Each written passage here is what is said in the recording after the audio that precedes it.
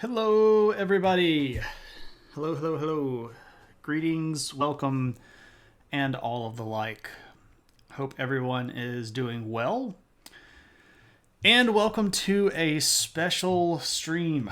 This is clearly not the normal setup.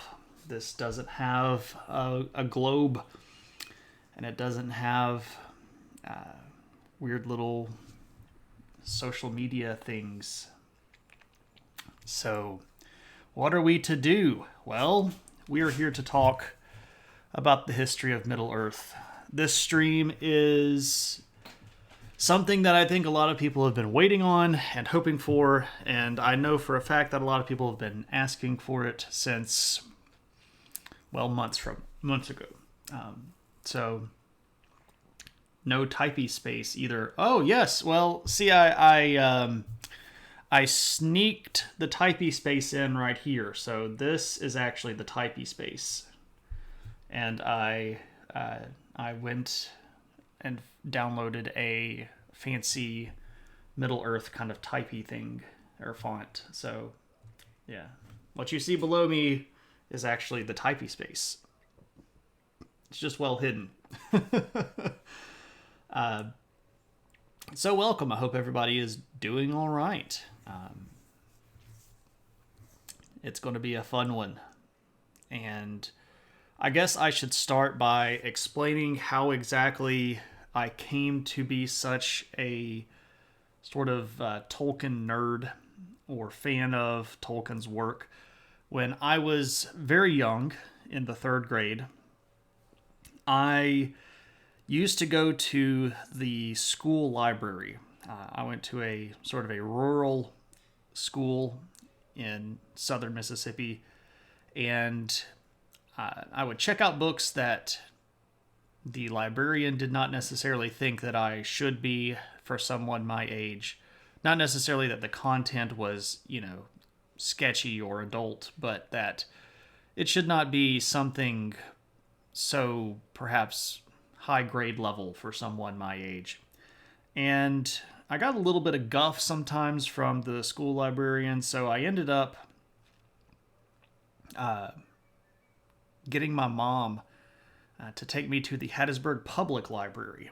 And it was there that I first checked out the first book of Lord of the Rings, Fellowship of the Ring.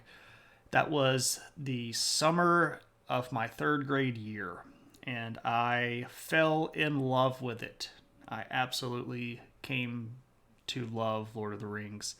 And I have read Lord of the Rings every summer since then, which is a lot of years.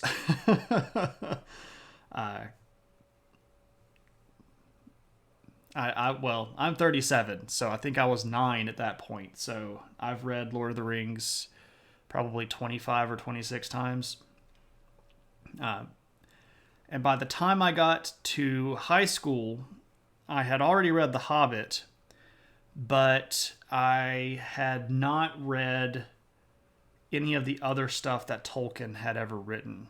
And I started exploring a little bit, and I discovered all of the other things that he wrote, translated, and things of that nature.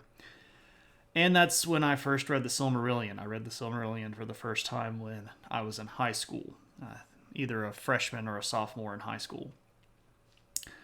And since then, I have alternated Silmarillion and Hobbit every other year. So I'll either read the Silmarillion and then Lord of the Rings, or the Hobbit and then Lord of the Rings. But I really like Tolkien's universe. I have a lot of the other books. Hey, Galanuva! I've read the Books of Lost Tales, lots of the appendices, the collected background works that Christopher Tolkien released from J.R.R. Tolkien's library. There's a lot of stuff out there, and a lot of it is in various levels of completion. Tolkien was very fond of writing stuff down and then continuing to noodle with it forever until it became published. Or, if it never became published, he would continue to change a little bit, massage ideas, use different terminology. How many tales were lost? Many, calm heart. Many tales were lost. You vaguely remember that there was a story about Father Christmas. There was. He wrote a lot of stuff about things that we would consider folklore. Did some translations of some old British things like Sir Gawain and the Green Knight. He did not write just things in Lord of the Rings or Middle Earth world, so he wrote a lot of stuff. But the point of this stream is not necessarily to talk about Tolkien the person, though I could do that as well. That is not the point of the show. The show is to talk about the actual history of Middle Earth. And I'm going to be taking the point of view that the material we have about Lord of the Rings and written in the Lord of the Rings world is our source material, and that I am a historian that lives in Middle Earth, if you will, to tell the story of how Middle Earth came to be, the people that lived there, and all of the big things that happened since then. So if you are first time joining us, this is not normally what I do. I normally do actual historical stuff, talking about ancient history or modern history or topics and things in history. So this is a fictional history, so I hope everybody enjoys it. But as always, if you have questions or comments or anything you want to add to the conversation, please feel free to do so. I will note right off the top that while Tolkien did draw a lot of stuff, he was not an illustrator. And as such, there are not what we might call standardized or official versions or depictions of a lot of the characters that we'll talk about today. There are some people who have become very well known as illustrators of Lord of the Rings. People like Alan Lee or Tony Naismith. And I'll have some of their work to show today. But the photos that I'm showing you are not going to be official or standardized or set in stone versions. So if you read these works and you have a different image in your head, feel free to explore your image of these particular events and people and ideas. So, topics and things in history sounds like a good rebranding for the channel. Hey, Life of Mamba, how's it going? Welcome. Topics and things in history. So, we are going to start at the beginning. And as Tolkien was such a big fan of mythology, he wrote his own mythology. And there is a creation account of Middle Earth. And it is in a book or a writing piece called the Ainur. We're reading The Hobbit. Nice. I know, Arcadian. I know. I know you've been waiting for some time. Candysaurus, The Hobbit is a very good book. I quite like it. So, if you're not familiar with the Ainur, it is a piece of writing that you might find in this book, which is the Silmarillion. This particular version of the Silmarillion is one of my prized Tolkien possessions. It's in what I might call mediocre shape, but this is a first United States edition of the Silmarillion. It came out in 1977. And of all of the books that I own, this one and, well, I have a few very old, very what I would call expensive books. This particular one's probably about $200 US dollars worth if I were to sell it on the open market, but it's worth more than that to my heart. So, what does this Tolkien guy have to do with Middle Earth? It's well loved. It is well loved, yes. I haven't actually ever read it. This is one of those things where you hear the stories frequently about people going to bookstores or digging around at a flea market and finding something that's worth a lot more than it was priced for. That particular book was priced much lower than it is worth. So it was one of those steals that I could not pass along. But anyway, so the Ainur is actually the opening passage of the book Silmarillion. They're considered separate works. So if you buy the book The Silmarillion, you're going to start reading the Ainur, and it has a chapter title and all that stuff. Tolkien. We can argue. So Tolkien. So there's that fun German thing where you pronounce the second letter, and if it's IE, you pronounce the E, and if it's pronounced E, or if it's spelled EI, it's pronounced with an I. Anyway, let's talk about the Ainur. So, what is it? First off, the title translates to the music of the Ainur, and it's written in the ancient elven language of Quenya. So this gets a little bit deep. One of the things about the Middle Earth world is that the languages are very well developed. And that comes from, the fact that the author was a linguist in real life. So the ancient elven language is called Quenya, and Ainur translates to the music of the Ainur. But before we really get to all of that stuff, we need to talk about Eru Ilúvatar. Eru Ilúvatar is, according to the Ainur, the creator of everything. So Eru was the single individual god before the beginning of time that existed. And Eru literally means he that is alone, or the one. So Ilúvatar, by the way, means all father, but that's a language that he gets later. Ilúvatar is a later addition to his name. So, yes, he is the one.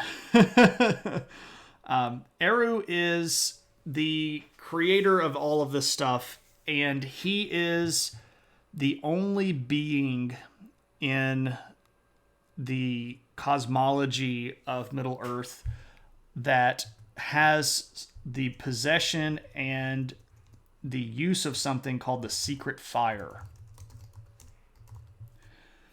And this is sometimes also called the fire eternal or the flame imperishable. And this secret fire is what allows beings inside of Middle Earth to have sentience, to actually be able to recognize right from wrong, and to have the ability to choose their courses of action.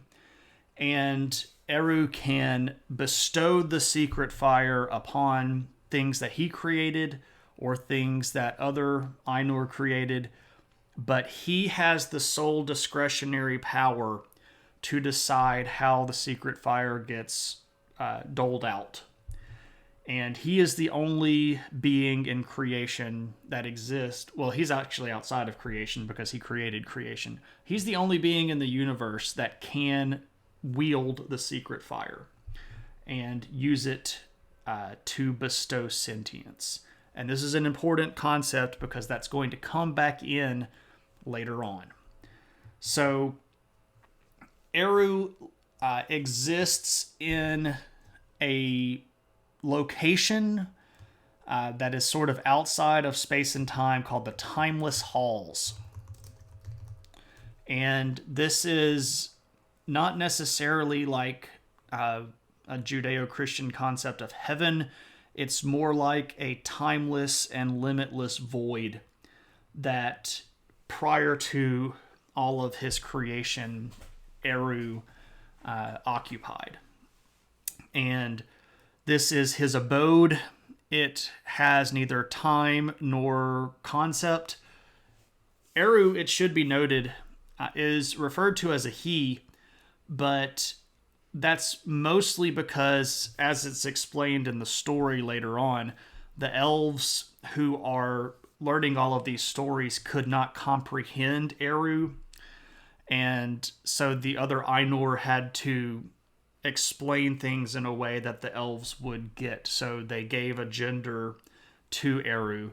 So Eru is even a kind of a formless being, and if we want to look at sort of a concept of the timeless halls, again, this is an artist depiction of what this might look like. You have Eru here, and he is surrounded by other individuals that some have form, some have power, some have shape.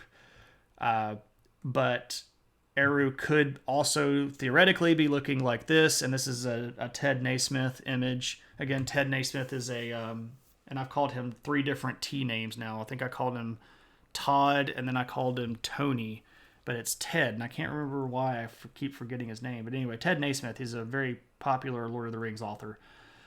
This is an image where we're supposed to be seeing Eru here and all of the other Ainur sort of around him singing. And we'll talk about the music here in just a second. Pardon my ignorance. Inside Middle Earth, if Middle Earth is inside another Earth. Okay, so at this point in the discussion, Middle Earth does not exist. This is before anything except for Eru exists. Eru and the location that he occupies are currently the only things that are in the world. The term Middle Earth comes from a couple of different periods of time in the history of Arda, which is the planet.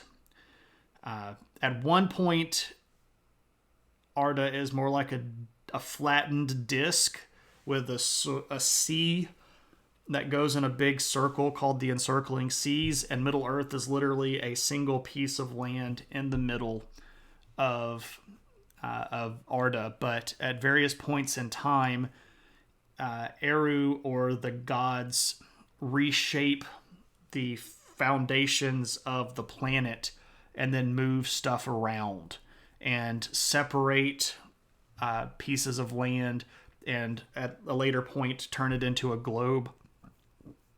So then Middle Earth means between the two seas, but it's the term Middle Earth is a bit of a tricky thing to explain.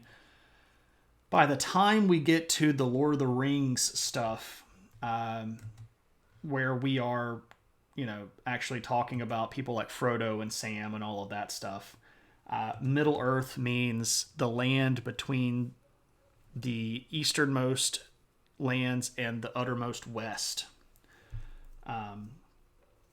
So there's a big chunk of land, which was basically the map that you saw on the intro screen. The map that most people are familiar with. That's Middle Earth at that time period. But that's not what Middle Earth is always. So, yeah. I know that's confusing, but try not to think of Lord of the Rings right now. We are, at this point with Eru, not even a period of time related to that, because at this point in the discussion, time does not exist. Eru is timeless and all-powerful and has not yet created time. And I know that seems weird, but this is the cosmology of the universe at the time. Okay, so we have Eru. He's in the timeless halls. He's hanging out. But he decides that he has some work to do. And Eru is going to create a group of beings called the Ainur. And the Ainur are created from Eru's thoughts. And because Eru possesses all knowledge and understands everything, he is going to allow each of the Ainur to understand a certain portion of his thoughts.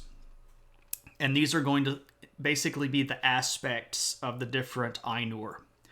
And each one of the Ainur are going to have particular characteristics that are going to correspond with the thoughts of Eru. How long was he in the time of halls? The timeless halls. He was there. You can't explain how long he was there because time didn't exist. Eru exists outside of time, and the timeless halls exist outside of time. So it's like saying how many Florbogoers do you have if Florbogoers don't exist, right? I know. I got the sarcasm face. Anyway, so Eru creates the Ainur. No, Joey, don't shut up now. I'm just being goofy. Leave it to the Time Lord to understand timelessness. Oh, Vern. So each of the Ainur are gifted with a certain type of thought, and they understand a certain portion of Eru's mind. But it's important to understand that no single Ainur understands all of Eru. So no individual Ainur can claim to have the power or the knowledge of Eru because each only has a part. And inside the Ainur are two different types of beings. The first one are the Valar, and the second one are the Maiar. Well, I'll just do these one at a time, or I'll do it like this. All right, so there are two different types of Ainur. So we're creating sort of a tree here. At the top we have Eru, and then we have a bracket that is called Ainur, and on that level we have two divisions, Valar and Maiar. Valar are the beings of power. There are an untold number of them. We don't ever really get any sort of a full understanding of how many Valar there are, but 15 of the Valar are going to be incredibly important to our story, and we'll go through them individually in just a bit. Valar are, since they are created out of Eru's thought, he also bestows upon them the secret fire, and that means that they are sentient beings. They are fully capable of making choices and decisions. They have the ability to take on multiple forms.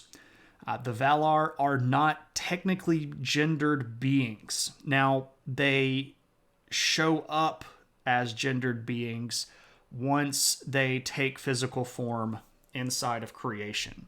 And so they are split into lords and ladies of the Valar. But they can show up however they so desire. So they have physical bodies. They can take physical shape once creation comes around, but they can't actually be killed. You can destroy the physical body of a Valar, but you can't destroy the spirit of a Valar. And part of that is because the amount of power that Eru gave to them, and also because of the fact that they actually have part of Eru inside of them. So you can break the body of a Valar, but you cannot kill the spirit of a Valar. And they basically have immortality. You can't ever get one of these. So you can't ever fully get rid of one of these. All right, so what are the Maiar then? Well, if we had to sort of categorize the Maiar, they are the servants of the Valar. And there are more Maiar than there are Valar. And by the way, the individual of these is Vala or Maya. Vala being singular, Maya being singular. Valar being plural, Maiar being plural. So we know for a fact that there are more Maiar than Valar, and they are also less powerful than the Valar. The direct proportion of how many Maiar it would take to make the power of one Valar isn't really explained, but it is usually explained that each Valar typically has multiple Maiar as their servants. And we don't know too many of the Maiar by name. We get more or about the same number of Maiar names as we do Valar names, but we know that there are way more Maiar than there are Valar. So even though we know about the same number of individual names, that's a much smaller proportion of the overall Maiar. Some of the big ones that you might recognize if you are a fan of Lord of the Rings, and I know I said don't listen to Lord of the Rings, but Sauron, the big bad guy in Lord of the Rings, is actually a Maiar. As are several of the other ones, but we'll get to that stuff in just a little bit. So these are similar in the aspect that they can take on different forms. They are also similar in that because they have a part of the thought of Eru, they are immortal. You can destroy the bodies of a Maya, but you cannot destroy the spirit of a Maya. So these are the two categories of Ainur. And again, our title for today is part 1, but we're discussing the Ainur Lindale. The Ainur Lindale is the singing of the Ainur. So the music of the Ainur. So these Valar and the Maiar are about to start singing, and they're actually quite good at it, and we'll get to that towards the end of the discussion. But we need to go through these Valar because these are going to be really big and really important individuals, and they will show up time and time again, especially for probably the first 10 to 15 of these History of Middle-earth streams. The Valar are going to show up by name and be very important. Hey, Honk. How's it going? All right, so let's go through these. And we're going to start with the Lords of the Valar, and then we'll cover the Ladies of the Valar. And the first one is Manwë. All right, so again, these images are not standardized. These are just pictures that people think match the descriptions. I looked through hundreds of photos to try to find the ones that I thought were the closest. But here we go. So this is a depiction of Manwë. Manwë is the king of the Valar. So he is the ruler of all of the Valar and was so designated by Eru himself. Manwë knows the most of Eru's mind. So if you'll remember, the Valar are all created from the thoughts of Eru. Manwë was given the largest amount of that thought process, especially dealing with the future. And Manwë is associated with the aspect of wind, and a lot of his servants are going to be wind related. If you know anything about the eagles in the mythology or the stories, the eagles are servants of Manwe. And he is going to be the husband of Varda, who is the queen. We'll talk about her in just a bit. But he is also the brother of Melkor. And Melkor is this guy. And you might go, well, why does he look so different than Manwe? Well, there's a reason. And we'll talk about the storyline a little bit later, but what's important to understand is that Melkor, while being sort of the second in command, was actually the strongest of the Ainur. And the reason he was the strongest is that Eru gave Melkor a little bit of everything. So he's sort of he got a little bit of every single one of the aspects. He's the ultimate red mage, if you know Final Fantasy references. He is the jack of all trades. But because of that, he understands how all of the other Ainur work. And because of that, he is able to use that to his advantage. Sure, go for it, Hunk. What's up?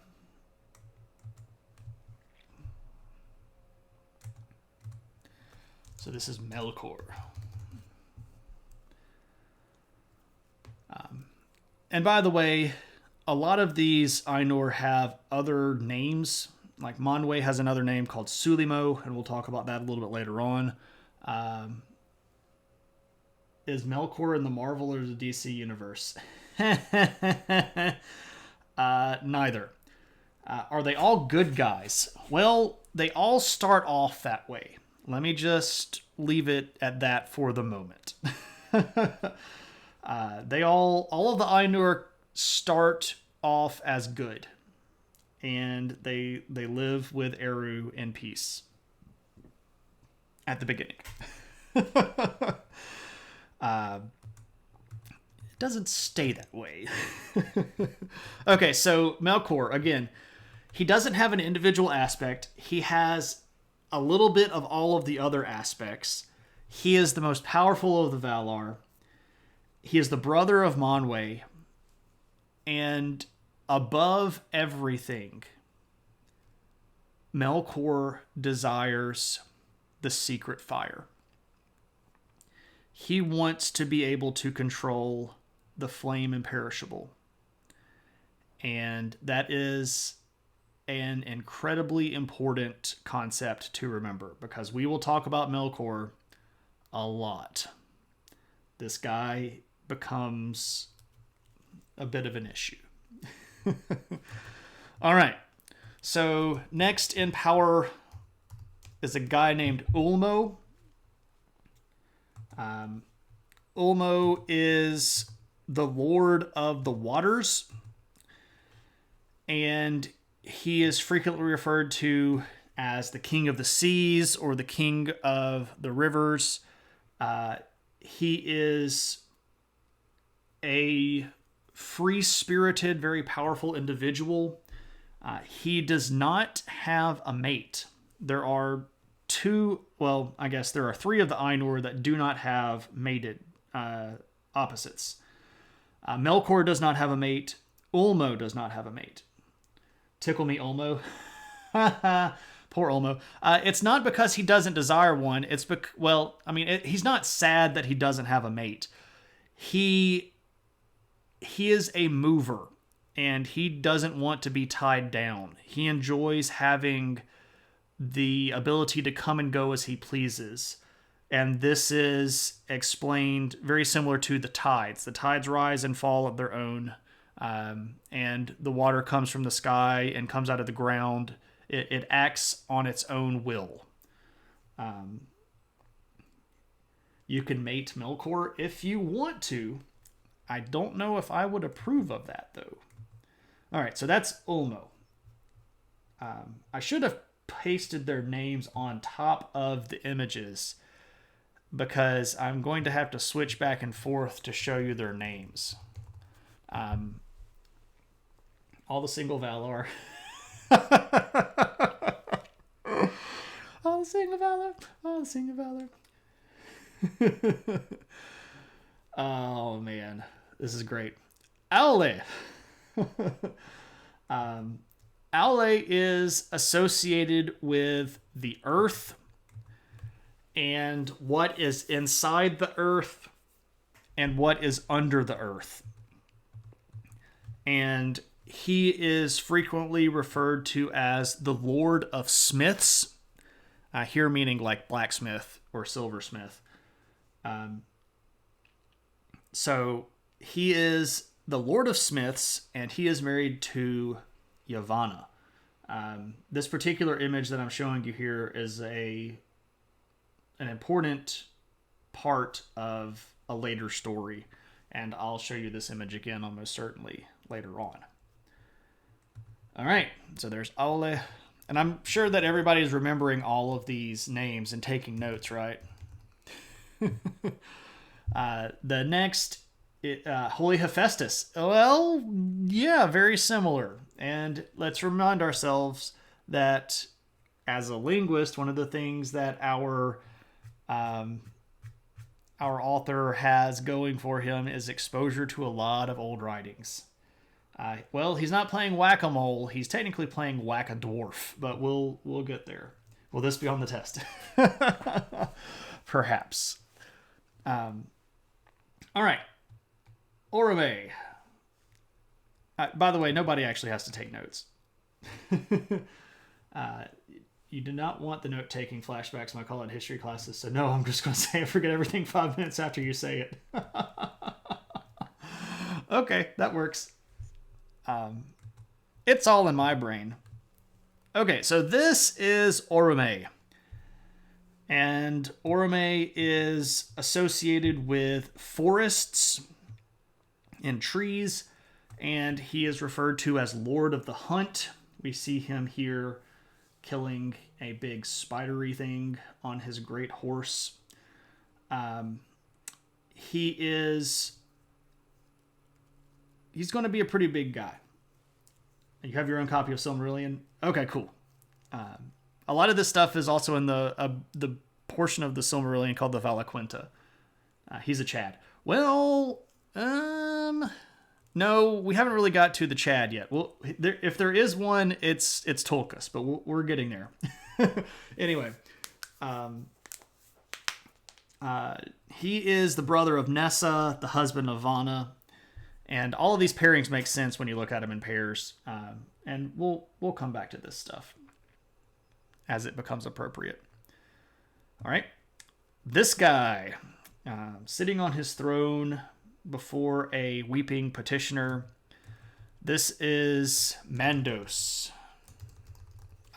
Mandos is basically the Lord of Fate. Well, fate's not the right word. He's the Lord of Judgment. How about that? And he is associated with death and doom. And one thing that we need to sort of disassociate in our particular discussion, doom doesn't mean a bad thing. Doom just means what will ultimately happen, right? And this is sort of a more high English or old English usage of the term doom. Doom doesn't just mean bad stuff. So when we say that Mandos is the Lord of Doom, he's not some Grim Reaper guy that wanders around with a scythe and steals people's souls. But he is sort of the ultimate final judgment for beings that die inside of creation. And we'll talk about Mandos and his halls later on. All right.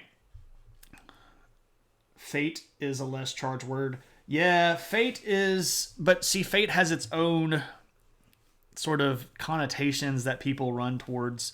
So it's a little bit different. Lorien. Mandos Lorien.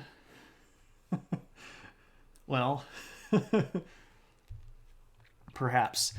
Now, this is a word that you might recognize if you are a fan or have done a lot of reading or seen the movies enough, and you know, if you know where Galadriel and Celeborn live, you'll know Lothlorien, correct? And if you really know Lord of the Rings, and you know that at one point, Treebeard, the Ent, is talking with Merry and Pippin and tells you what Lothlorien used to be called, you'll know that it used to be called Laurel Dolion, but now it's called Lothlorien because it used to mean the land of the valley of the singing, or the valley of the land of the singing gold, but now it means dream flower. And Lorien is the word for dream. And Lorien is the Valar of dreams. Dreams and visions. And he's associated with future desires. And he and Mandos are very frequently, they're brothers in the sort of cosmology. So Mandos, the Lord of Judgment, and Lorien, the Lord of Dreams and Visions, are brothers. And they get referred to by a title of just the two of them. But effectively, Lorien is going to be the one that sort of sends you messages and can communicate with you through dreams.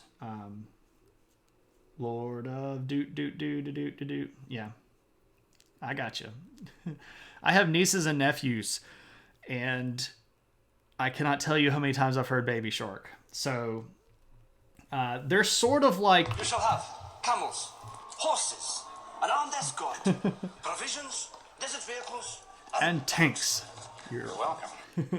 Thanks, Hunk. Much appreciated. It's similar to the Endless, but they don't all have names that start with the letter D. They are all considered more or less family, though, but some of them are more closely related than others, and some of them have temperaments that more closely align than others. So let's look at Lorien. Again, this is Mandos. This guy actually does sort of look like Dream from Sandman. I kind of think so anyway. Do you know if Gaiman ever referred to Dream as something Lorien in the books? I don't think so, but I've never actually made an effort to look for that. That would be really interesting if it did, though. Yeah, this is a really good image, and I like this one a lot. Again, I searched through a lot of different pictures, and this particular artist, Elena Kukanova, has done a lot of Lord of the Rings illustrations, and I like a lot of her work, so.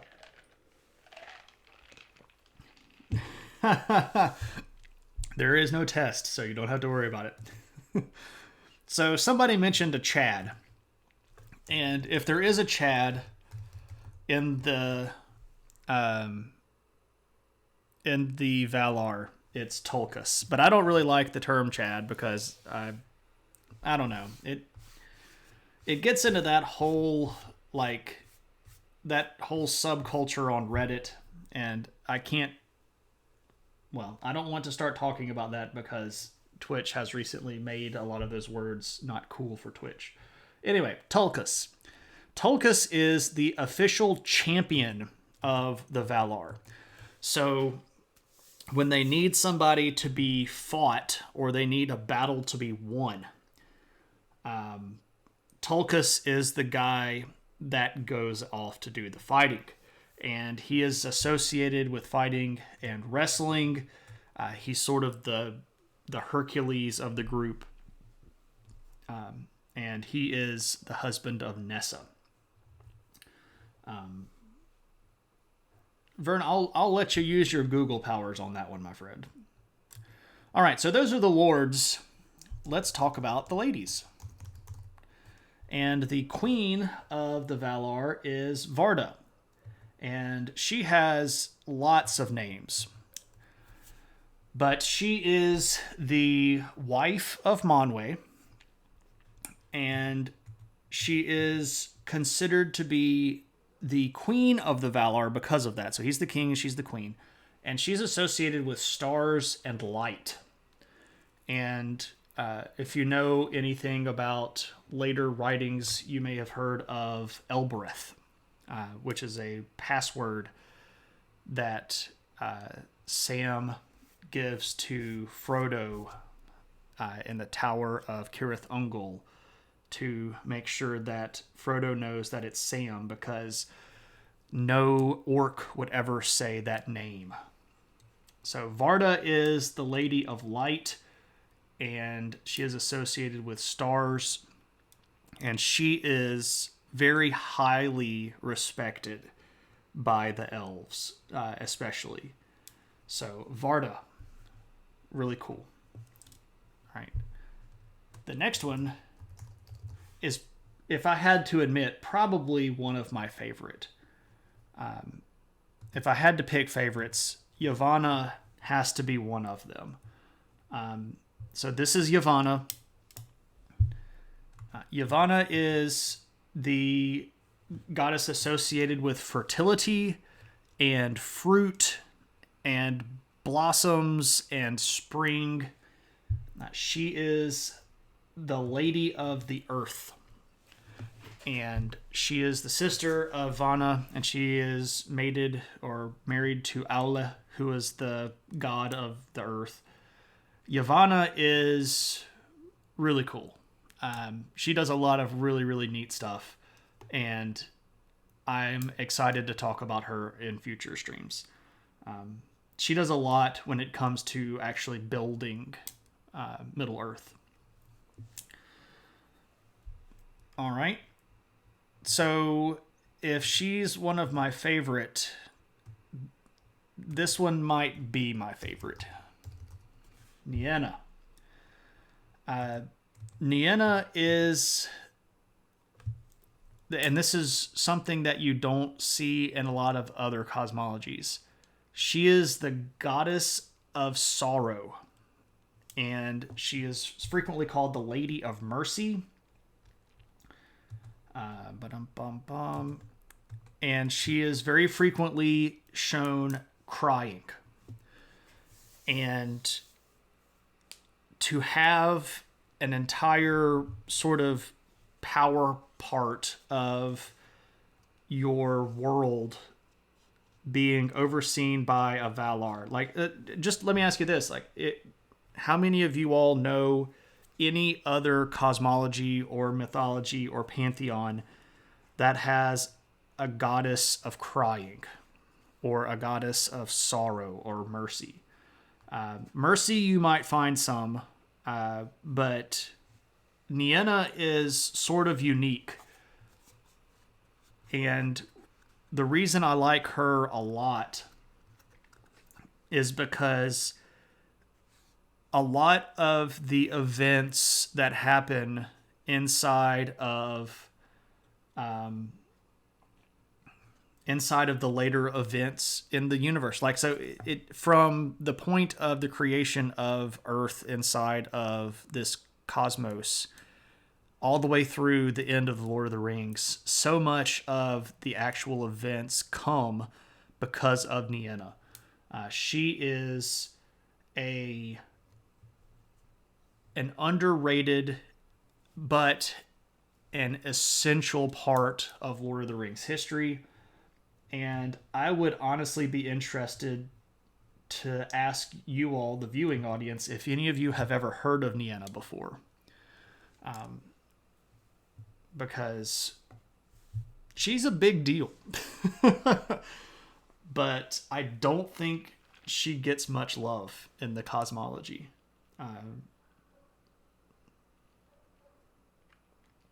Oh, Hunk, you've already spoiled the surprise.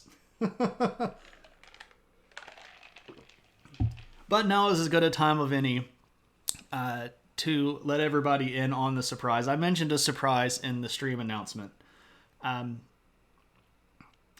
So I told everybody that we would do a History of the Middle-earth stream when I hit 300 followers, which I did. And then I said we would do another one at every 100 followers after that. So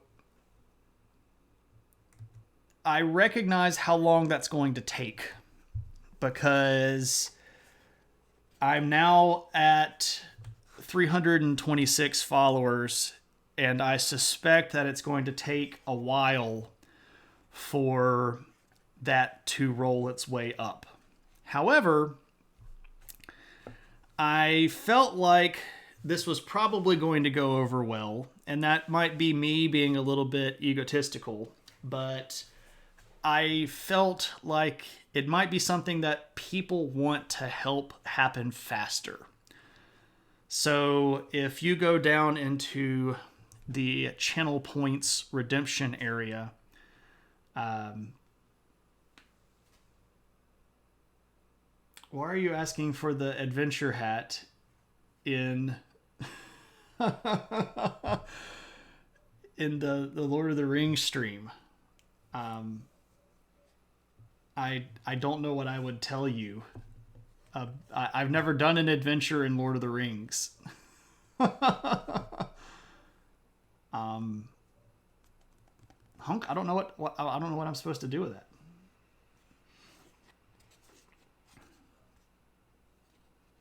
Do I just put the hat on and then keep talking?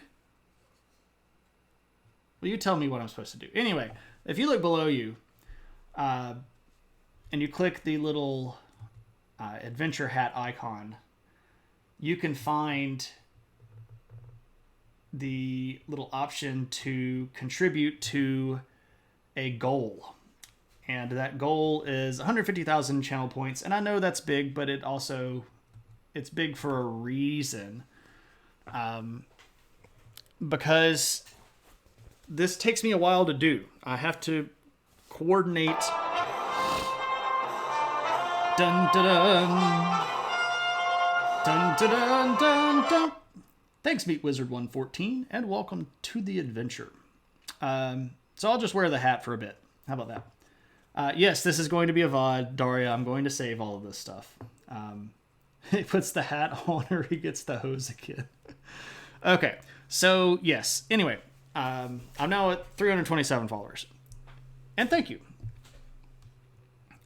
So anyway, the community goal is to accelerate the time that we have another History of Middle-earth stream. So when we hit 150,000 channel points donated to the goal, we will have another stream. And then when I hit 400 followers, we'll have another stream. And I'll start the goal over again. So if it feels like this is going to be something that takes an incredibly long period of time, well, we might change that, but we'll see. Anyway, so if you want to, and you have channel points, and you want to donate to make one of these happen faster, you can go down into the little adventure point thing, click on the community goal, and donate towards that. I think there's a maximum of 2,000 points that you can donate per stream. Which also encourages you to come back to my regular Adventures in History streams. That was completely self-serving. So, yeah, you can donate 2,000 per stream. So next time I go stream on a Tuesday or a Thursday or whenever it is, you can go add more. And we're already 10% there, which is sort of what I expected. I expected this to be a little bit faster than people might think. With everybody maxing out donations, it's probably not going to take too terribly long. Anyway, so there's that. Yeah, anyway, Nienna. It encourages us to hope your computer wigs out again, so you have to restart the stream. It does, but I could also turn that off. Not that I was going to, or and I don't hope that you're actually hoping that It all wigs out on me. But anyway. So, I don't have that one set up, Arcadian. I have 327 followers. So another way that you can expedite history of Middle-earth streams is to go get your friends to come follow my stream. And that is a blatant push. And if it makes you feel any better, I know that asking for money seems weird, so I don't do it very often, if at all. And I wanted to try to make this something that didn't require anybody to spend any sort of money. I get weird enough asking for stuff about that. Oh, Meat Wizard is your husband. Ah, hide your friends, hide your wife. They're following everybody out here. Need more hands. None of your other friends are geeks. Oh, Joey, you've got plenty of friends here that are geeks, though. Welcome. You are amongst friends. Anyway, let me get back to the stream. Hunk, how long should I wear the hat? You're not getting a story out of me, so I feel like I should wear the hat longer. You also have the opinion hat, which I could switch out for at a certain point if you prefer. It's all up to you, man. You spent the points. I want to give you your points worth. Anyway, I was talking about Nienna. Just to remind everybody, this is an artistic depiction of Nienna. She is the goddess of mercy. The Lady of Mercy, the associated with weeping and crying. And she's a pretty big deal. I need to get me a Middle-earth hat, like a Gandalf hat.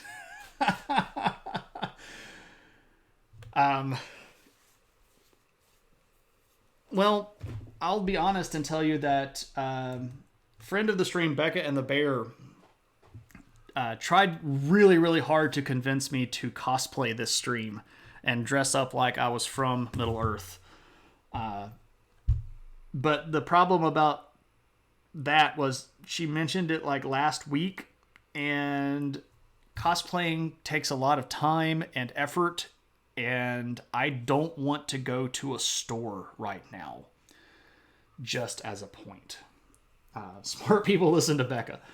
Yeah, I don't want to go to a store, and I also don't want to order an entire get-up off the internet.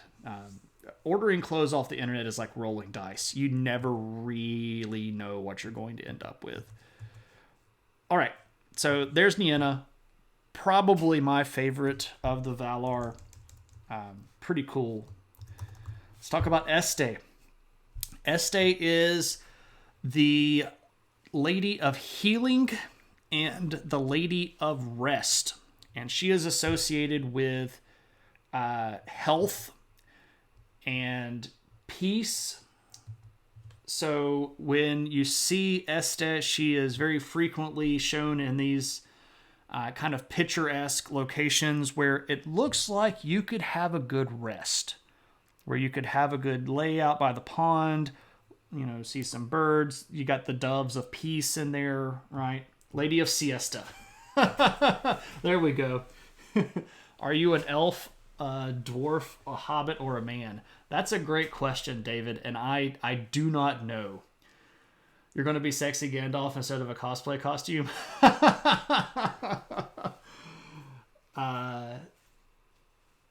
No relation to Estee Lauder? No, not at all. Lady of Siesta, yes. Mickey Mouse as Thor? Oh my gosh. Mickey Mouse as Thor.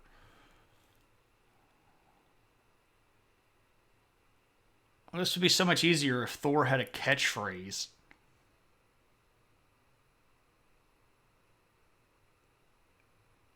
It would also be good if I could do a decent Mickey Mouse impression. I don't even... Mickey Mouse is Thor. What would Thor say? Like, bring me my mead? Where's my hammer? Loki, don't do that. By Odin's beard. Okay, we can go with that. So, Mickey, hold on a second. Let me make noise. I'm going to mute the microphone because I don't need you all to hear me trying to figure out how to do this voice.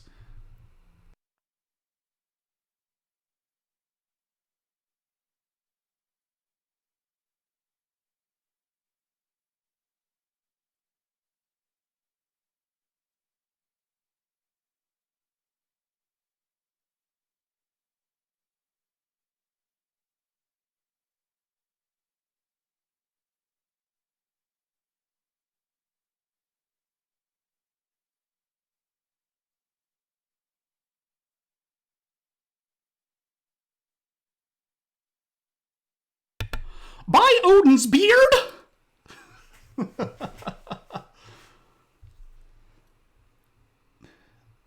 That was pretty close. I don't do a very good Mickey Mouse impersonation, though. No, I don't refund. I do not ever refund. I try. I do my best. Oh boy, Loki! By Odin's beard? Odin's beer. No one buys Odin's beer. Odin owns his beer. He doesn't have to buy his beer. He traded that eyeball for the knowledge of the universe to be able to make his own beer.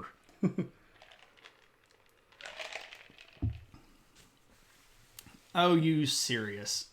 You missed it? I did it twice. Did you miss it both times? Oh, hunk.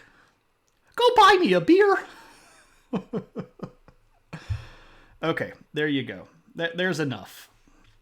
So, oh, I just did it again. That's the third time. Okay, now you're just being silly. All right. Okay. Are you serious? Hunk, are you being serious or are you being hunk?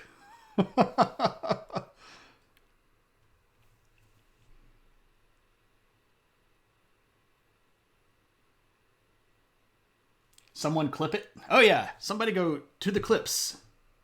Okay, no, you goofball. Este, Lady of Health.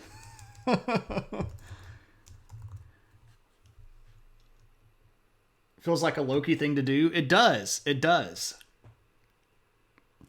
Go fetch me my hammer. It's called Mjolnir. I don't do Mickey very well. I don't. All right. What about Vaire?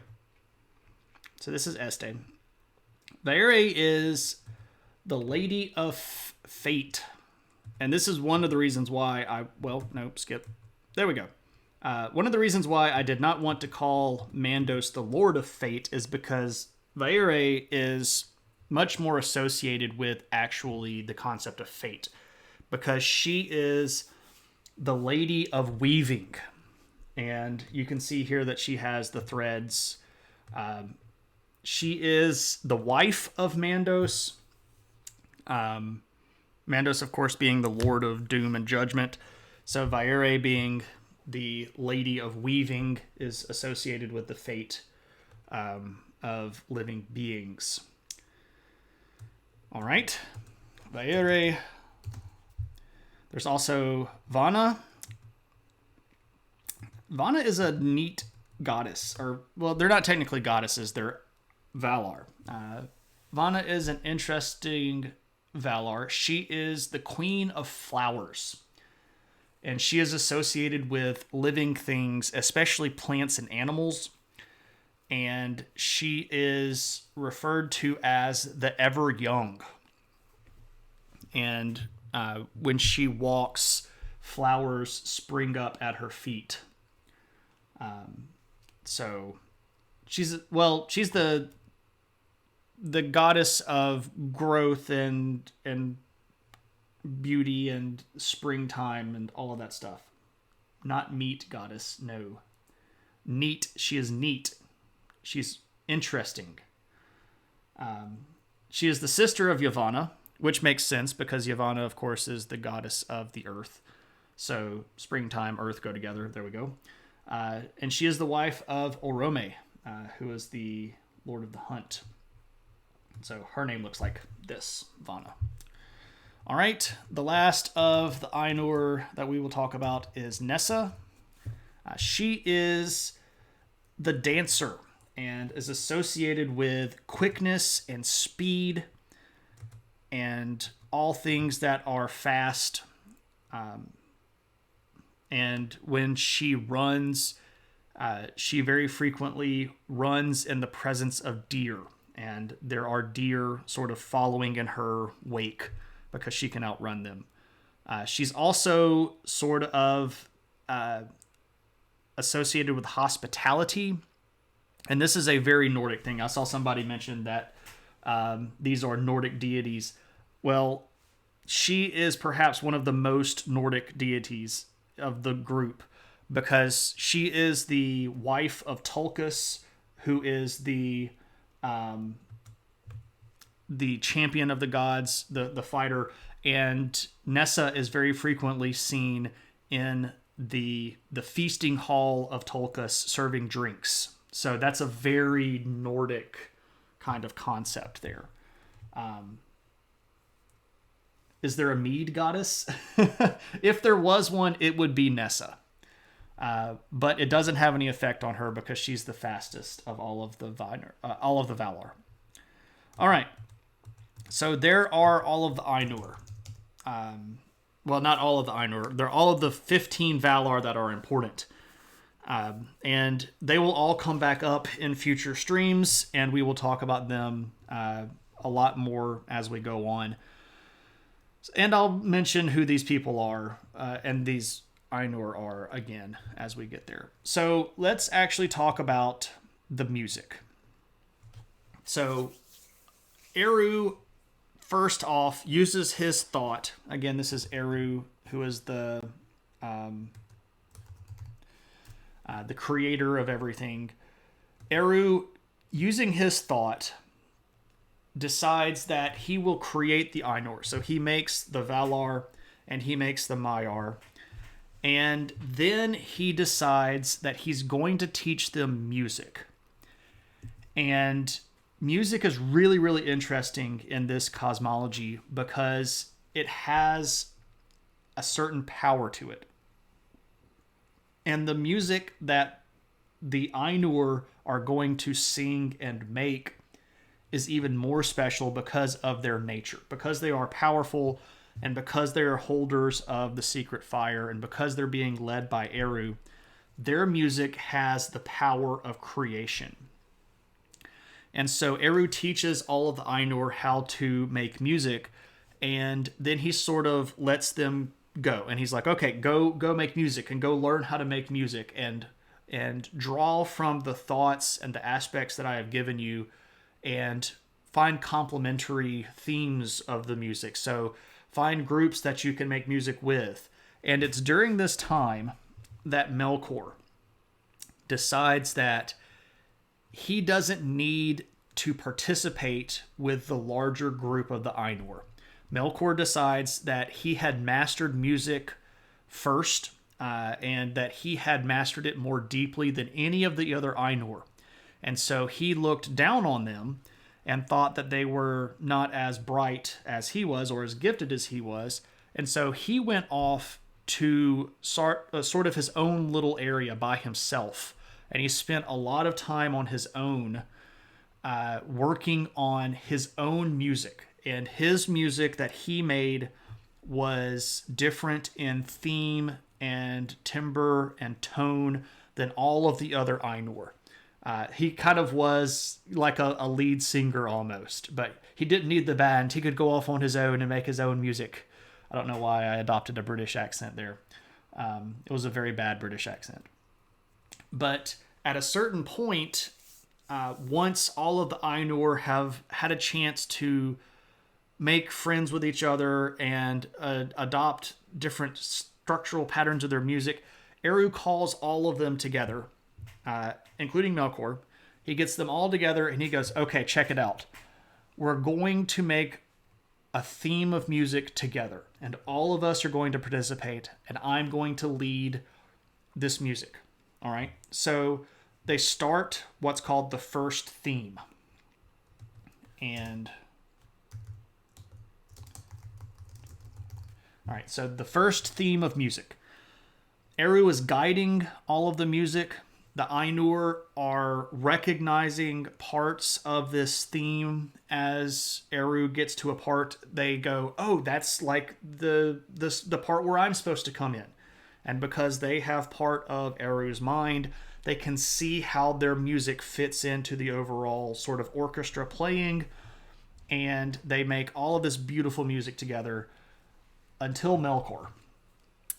Melkor decides that he's bored with these sort of smaller, petty themes of music, and he wants to be the conductor of the music. So Melkor is going to start singing and playing his music at a very high pitch and a very loud amount, and he's going to try to take over a large portion of the music. And somebody just rang our doorbell, and our dog is now going to go just absolutely crazy. Give me just a second.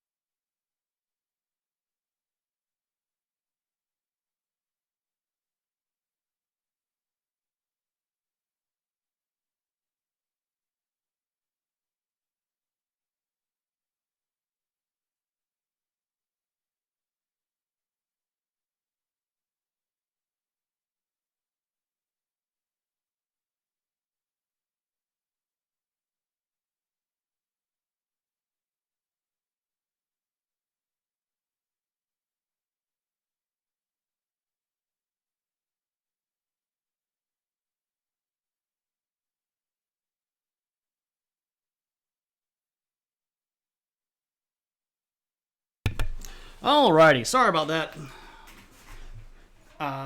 Yeah, the dog just goes absolutely crazy every time anybody rings the doorbell, and we're trying to do Christmas shopping effectively online, so that again, stores.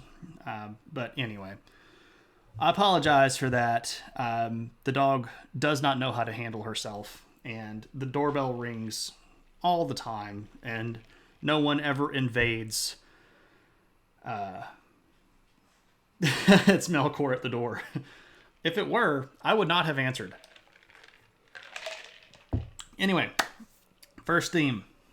So, there's great music, everybody's loving it, everybody's playing it, and then Melkor decides, you know what, I'm going to take this over. So Melkor gets really, really loud, and his music is kind of like all brassy and like horns and loud, and he starts trying to interject his own motives into the theme. And what's important here is that most of the rest of the Valar look at Melkor and go, no, we're listening to Eru. But some of the Maiar, especially those that are closest to Melkor, pick up his theme. and they begin to play his music, or play along with him instead of playing along with Eru. And this is a pretty fateful moment, because at that point, some of the Maiar are going to look to Melkor for guidance instead of Eru. And so this moment is fateful and very important.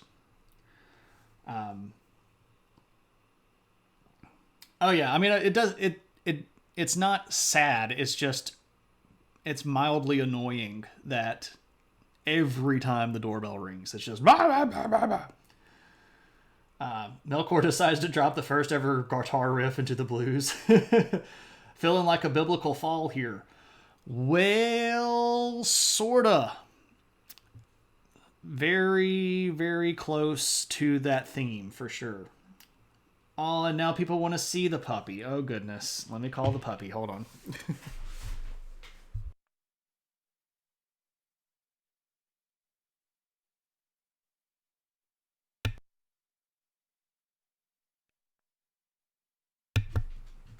Come, Barkbox. People would like to see you. Oh, yes. People want to see the Barkbox. Hey, little Barkbox. You're so barky. You just bark at everything. Where are you going? Hey, come here. Come here. Oh, no, you want to stretch.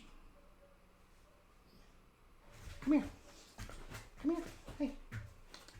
Hey. Where are you? There's nothing over there. Come around here. Come up here. Come up here. Come here. Come here. There you go. Okay. There we go. Oh, yes. There's the puppy. Okay, now you're... So I've been working on the stream here for a couple of hours, so I brought her little puppy bed in here beside us so that she didn't have to be in the house by herself. You want to lay down? Or are you going to go and bother Brittany? I'm just going to sniff. Oh, yes, got to sniff. Oh, the puppy. Oh, yeah, there's Athena. Who's this puppy? Oh, it's Hagrid. Look at there. She's a mutt. She is part boxer and part some sort of terrier, and we can't really figure out what breed she is. Hagrid has a mighty wolf. Yes. Okay, so the first theme is important, most notably because some of the Maiar are going to start looking to Melkor to conduct. All right, so there's the first theme. But there's more, because Eru decides, all right, we're going to have another theme, and Eru starts another set of music, and comes out with another theme that's different, and it's a different tune, and all of the Ainur go like, okay, yeah, I can dig this, and they start jiving and going together. And then Melkor cuts in with his music and his group. And that time it's even louder, because now he's got like all of these other Maiar sort of playing along with him. And Eru shuts the music down again. And then there's the third theme. And this one is a pretty big deal here, because they start off again, and Eru's playing another theme. And this one is sort of somber, and it's implied here that Eru is sort of sad at Melkor's participation and his lack of, unity and harmony. And Melkor decides, well, guess what? I'm coming at you again. And at this point, the third theme, Melkor gets really close to taking over the entire music. And Eru decides that he's going to make a point. And so Eru comes through and hits the final note of this theme, and it's considered forcefully and done in such a loud way that everything in the Timeless Halls falls into immediate silence. The last note of the third theme was delivered with such authority that no one doubted who was really in charge. And everybody sort of looks to Eru, and he chews Melkor out. And he chastises him and he tells him that he would never be able to overcome Eru. He would never be able to understand everything the way that Eru did because he only had a part of Eru's knowledge, not the whole thing. This is a We pretty... shall have camels, horses, an armed escort, provisions, desert vehicles, and tanks. You're welcome. Thanks, Boom Bros. Much appreciated.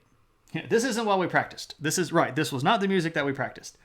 And Melkor is shamed in front of all of the Ainur. And everyone knew that what they had done was either right by following Eru or wrong for following Melkor. And Melkor sort of slinks off over into a corner, and because he was shamed in front of all of the Ainur, this becomes a seed of hatred and anger, because they saw him at his truest moment when no one could deny that he was wrong and that he had been prideful and boastful. And because he knew that they all knew that he had done wrong, it burned him from the inside.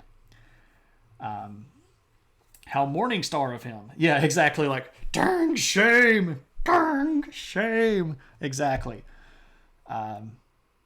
Yeah, so this third theme is important because this is really going to be what drives home the division between the 14 good Valar and Melkor.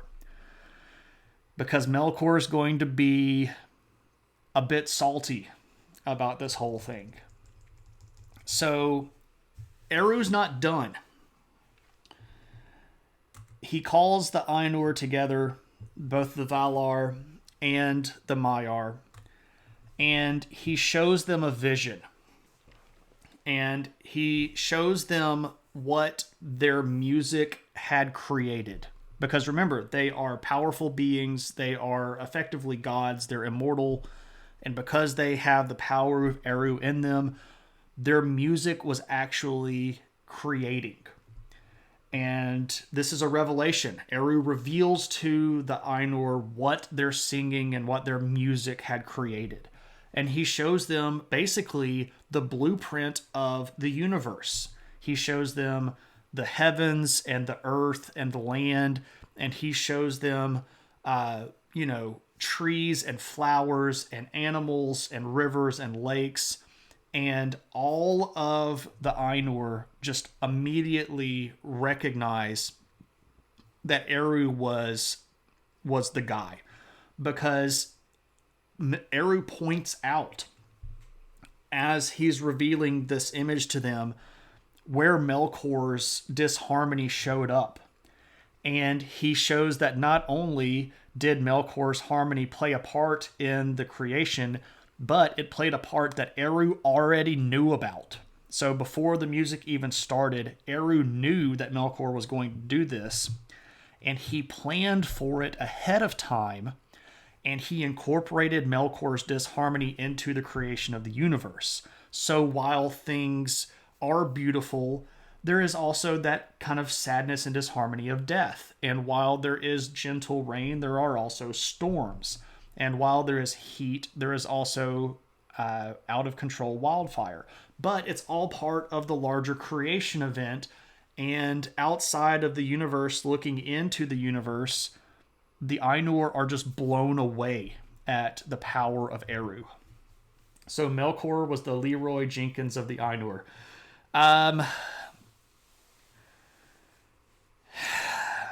Except he doesn't have that cool of a video on YouTube.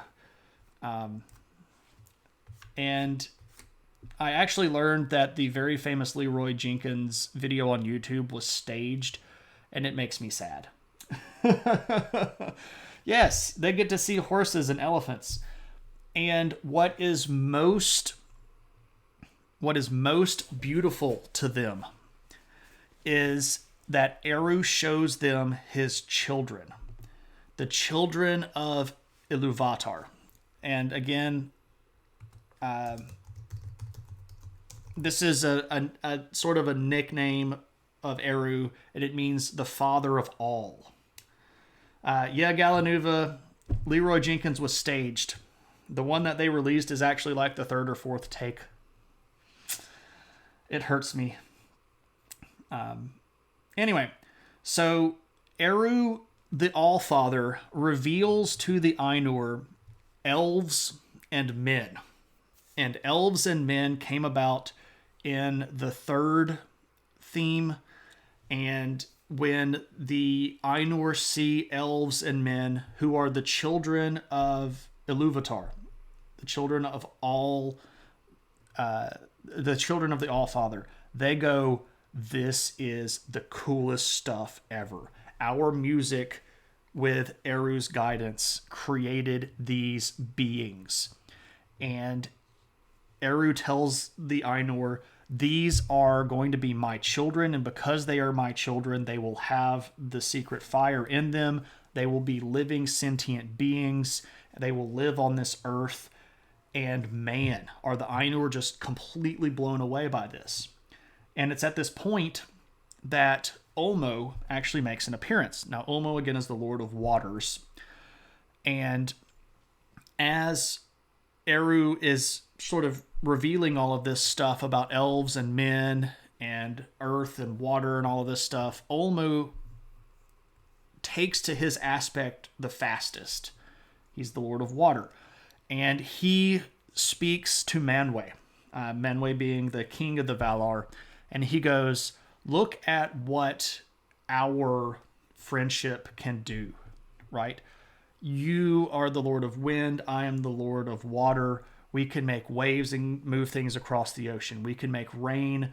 And even though Melkor's disobedience and loudness has caused all of this disharmony, it has even pushed us closer together, because the power of Olmo and the power of Manwë are complementary. Wind and water go together, and Melkor couldn't divide that apart, even though he tried." And this is an important moment, because Manwë and Ulmo are effectively going to create a kinship between themselves that is going to be stronger than anything that's any other bond, probably between, I guess, friends of the Valar. And when Manwë and Ulmo take counsel together, if they both decide on something, this is going to be like the deal. But before any of the Ainur can get a full understanding of this vision, Eru takes it away, and he ends the revelation. And they all go like, "Wait, what? But we can't study this and look at all the fine detail and the intricacy of stuff, and we can't learn the ins and the outs of all of this stuff."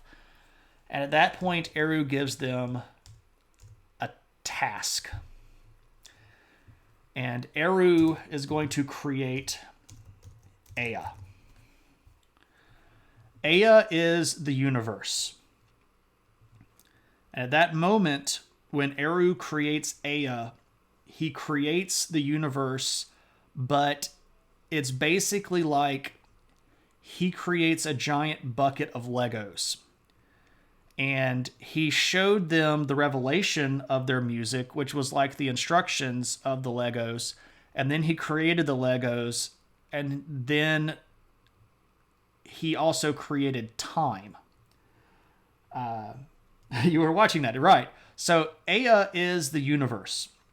Like, we would say that our universe is called the universe, but we would say like our galaxy is called the Milky Way, or our solar system is called the Sol system. Ea is everything. There are the timeless halls where Eru lives, and then there's Ea, which is creation.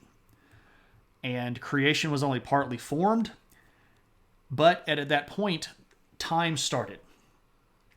And Eru creates time, which of course moves from one point to another in a progression. And he makes the Ainur an offer. And he tells them, and he gives this, so in essence, he created IKEA. I don't necessarily think it's IKEA. No, I think it's everything. this would be like he created a cow, not like he created a Swedish meatball. And it wouldn't even be like he created a cow. It would be like he created protein molecules, and then Yavanna and and probably Vanna had to go make a cow, and then someone had to wait for one of the elves to wake up to kill the cow, and then they would have to make the meatball, and then they would have to make Sweden and make a Swedish meatball. But that's a long process, right? It takes a long time to get there. So Eru has created the universe, and he has created time, and he once again calls all of the Ainur together, both Valar and Maiar, and he gives all of them an option. And he tells them, I've shown you the universe. I've shown you the revelation of what our music has made. Do you want to go live in that? And this isn't like a founding or a sundering. It isn't like Eru was casting them out. Eru gave them an option. And he said, if you want to go work on that music stuff that we just saw, with my blessing, you can go and live inside Ea. Like, you can leave the timeless halls and you can enter Ea, but there's a stipulation. If you decide to go stay in Ea, your power and your sort of your fate and your destiny is going to be linked to Ea for the rest of time. So once you enter time, effectively you are agreeing to let time affect you. And this is an interesting choice here, and it's an important one to think about. Prior to this decision, none of the Ainur really even understood what time was, because it didn't exist inside the timeless halls, right? So you're effectively allowing something that you don't fully understand because you've never experienced it take some sort of precedence over you.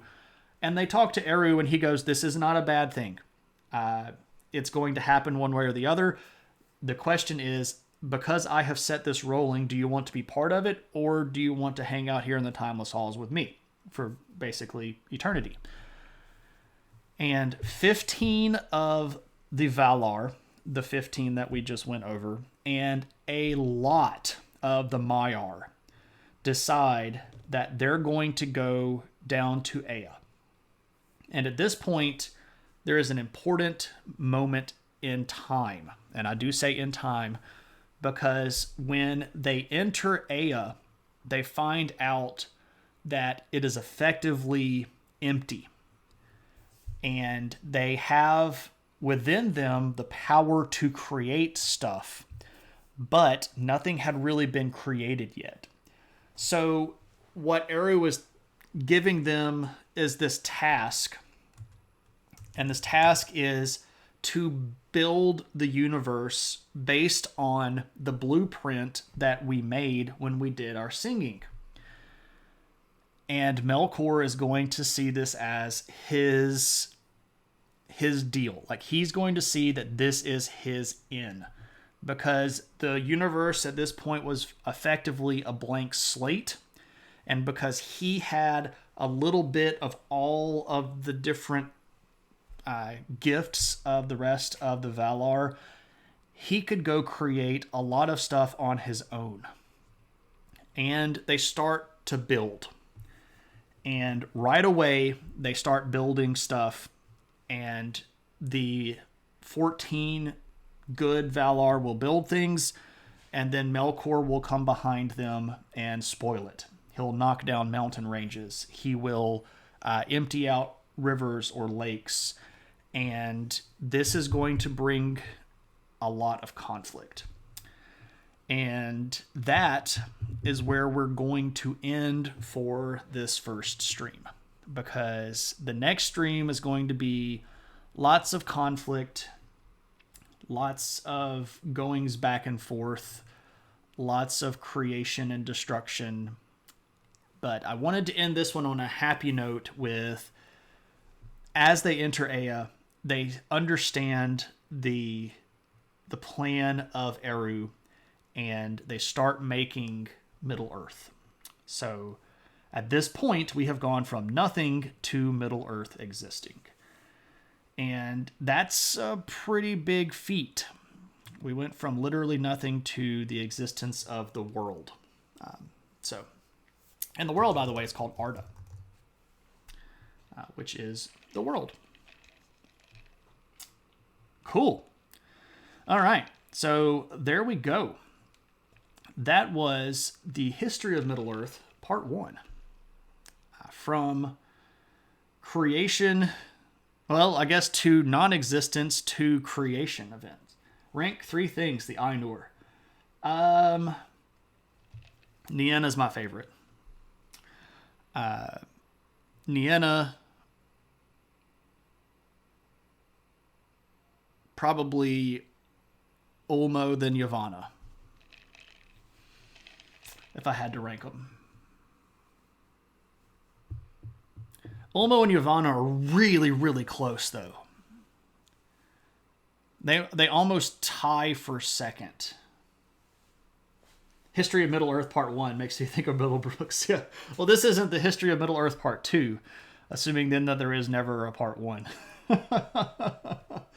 All right. So, does anybody have any questions about these Ainur, these Valar and these Maiar, or how things got created, or even questions about the story itself, when the story was written, what's in Tolkien's brain when he's writing this, Anglo-Saxon, Old Englishy type stuff, a lot of that, and a lot of influence from Scandinavian mythology, but also a lot of influence from Celtic mythology. And when I say Celtic mythology, I do really mean like the old Celtic stuff, not purely Irish or Scottish stuff, but old actual Celtic stuff that would have come from that first big movement of Celtic people into Europe. Tolkien, being a linguist, is going to afford him a lot of access to those old texts. He's fascinated with these old stories, and especially fascinated with how ancient people explained their universe. Like the Prose Edda, yeah, that kind of stuff. Exactly. Right. Epic poetry, right. So the Edda is a Norse collection of mythology, and it comes in one of two ways. You can read the prose version or you can read the poetic version. The original oldest versions are all in these sort of epic ballad poems, but it has been translated and turned into actual narrative prose, which you can go check out. The one that I would recommend is the Prose Edda by Snorri Sturluson, if you want to read some old Viking stuff. Though recently Neil Gaiman translated some of the Viking stuff, the Norse stuff, into prose, and it was okay. He took a little bit of liberty with stuff, but it was okay. Gaiman has a lot of love for this stuff, so you knew he was going to try to take care of it. Gaiman. All right. Anything else? One would hope to break cinematic representation of the lore of the Tolkien dwarves from Scots, and look at how they named things. Yes, so that's another thing. The movies have come to dominate a lot of people's mental canon or head canon about how things in Middle-earth look and act. And one of the things that I really don't ever want to do is rely purely on movie photos, because I don't think that the movies did everything right. I could rant about things that are wrong and bad in all of the movies. I can talk about a lot of things that they did that were really good in the movies too. So don't think that I'm just trashing the movies. The Lord of the Rings movies are amazing feats of filmmaking, cinematography, some of the challenges that they had to overcome were enormous and impressive in the way that they executed them. The first Hobbit movie was pretty good. The other two were garbage. When is part 2? Part 2 is up to the community. So again, I have started a community goal. If you want to click on the little adventure points icon at the bottom, you can donate towards a community goal. We have raised 11% of that. So we already have 17,650 points on our way towards our next goal. You can donate towards that to accelerate the time frame, or you can point your friends in my direction and have them give me a follow. So the next one will occur when we either meet the community goal or we hit 400 followers on my channel. No movie can do a book justice. There's a certain element of truth to that, Asa, and especially books as complex and as detailed as Lord of the Rings. They really are master works of fiction, and it would be almost impossible to get everything 100% right without making a series of movies. You would probably need 2 movies for each book, and nobody wants to spend that much money, especially in today's world, when people only want to go with established things. So if you had gone back in time when Peter Jackson was making the movies and said, we don't want to make 3, we want to make 6. We want to do 2 for Fellowship and 2 for Two Towers and 2 for Return of the King, people would have been like, how much do you want for each of these? Like millions and hundreds of millions of dollars. And they would have probably been like, probably no, not going to be interested in that. Disney has been mining its own material for 2 decades now. The amount of stuff that Disney has released that's new pales in comparison to their own reboots, rehashes, remakes. They are sticking with proven material because they know that people are on the hook for it already. That's why there's going to be sequels to everything and live action remakes of everything. And it doesn't even matter if the live action remakes are any good, because people are going to go watch them.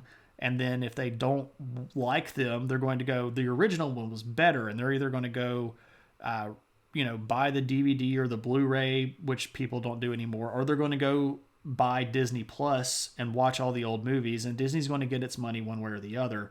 And it doesn't matter if the movies are good, because they're going to get their money back. But I'm of the opinion that you don't need to remake a movie unless you have something to say that's different. You don't need to just remake the movie again. But who do I know and what do I mean? I'm just a guy with an opinion, right? So,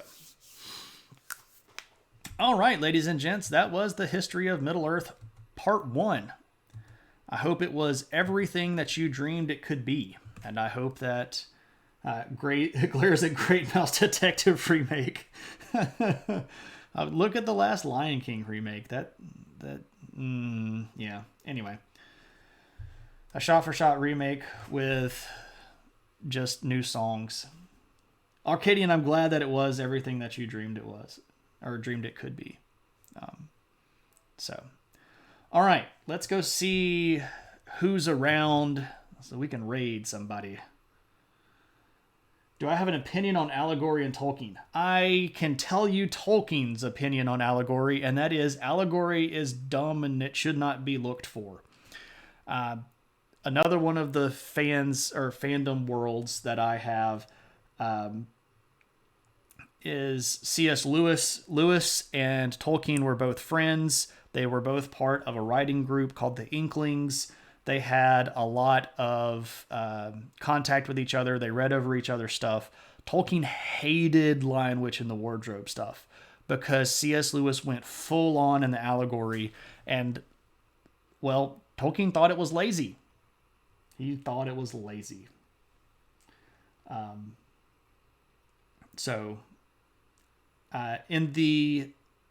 In the introduction to the third version.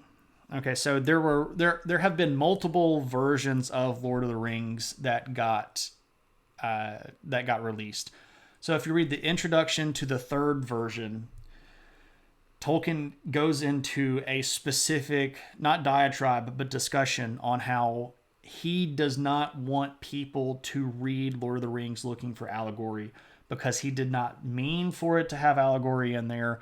He understands that people see stuff, and he understands that he was influenced by stuff that he experienced both in World War I and after, but he did not mean for certain things to exist. So if a lot of people go, oh yeah, Gandalf's just Jesus, well, that's not what Tolkien intended it.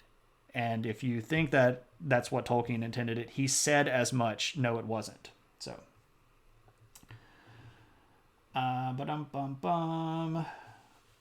you don't think you'll be able to absorb most of it? That's part of the issue with a lot of the Silmarillion stuff. It's hard for people to approach because it's not as accessible.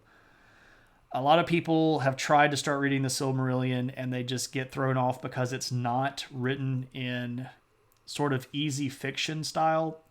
When Tolkien was writing it, he wrote the Ainur Lindale, the stuff that we talked to, he wrote it like it's an ancient myth, and he wrote it in the style of ancient myth. And the Silmarillion is written in the ancient genre of epic history.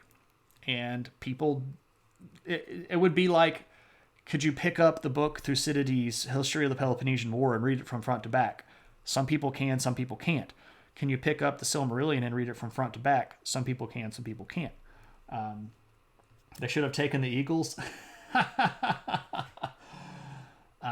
It's currently in production, live action remake. Yeah, Great Mouse Detective. Who do you feel like raiding? I think I'm probably gonna go raid back Pink Eye Poxy, because she has raided me a couple of times and I have never been able to raid her.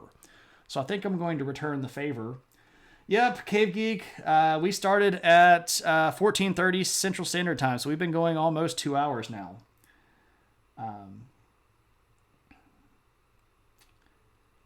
Yep, the Edda. Right.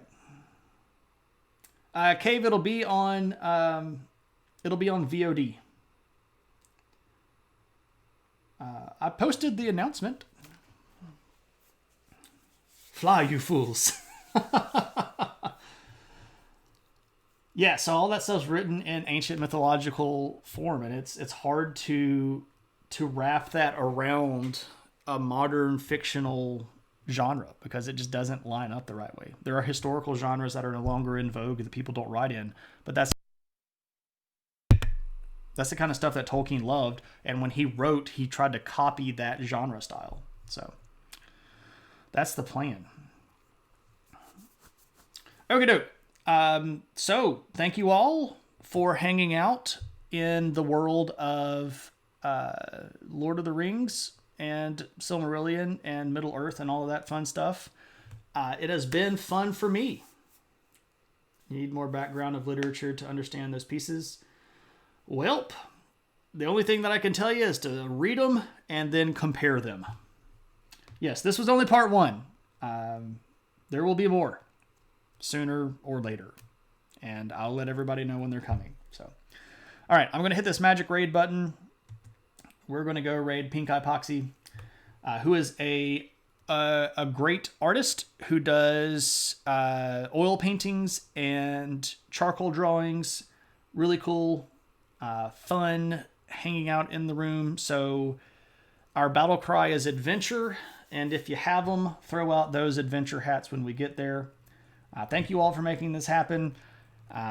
Send your friends my way, give them the follow, donate to the charity goal, the community goal, and we will have another one of these when we hit those buttons. So I will see you all on the flip side.